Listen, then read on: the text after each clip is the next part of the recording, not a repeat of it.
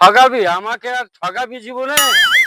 ঠগানোর জ্বালা হারে হারে টের পাবি। আরে সত্যদা, কি ব্যাপার, একা একা কার সঙ্গে কথা বলছো? একা হবে কেন, এই যে। কিন্তু ওই ঠগানো জিতানো কি যেন কি বলছিল, ওটা আবার কি আমি সঠিক বুঝতে পারলাম না। ওই ঠগানো জিতার কথাটা যারা জিজ্ঞাসা করো না আমাকে। আরে বলো, আমি কাউকে বলবো না।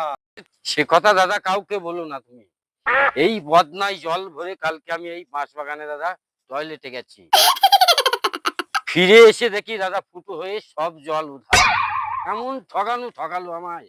হ্যাঁ, তোমাকে তো বিশাল ঠগানো ঠগিয়েছে। তারপর তুমি কি করলে? যে একে কি করে ঠগানো যায় সেই প্ল্যান আমি বার করলাম। হ্যাঁ দাদা, তারপর তুমি কি প্ল্যান করলে?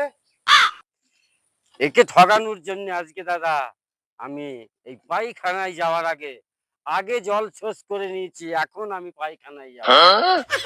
চললাম আমি এই পায়খানায়, এইবার তুই জ্বালা কি বোঝ এখানে থেকে থেকে। কি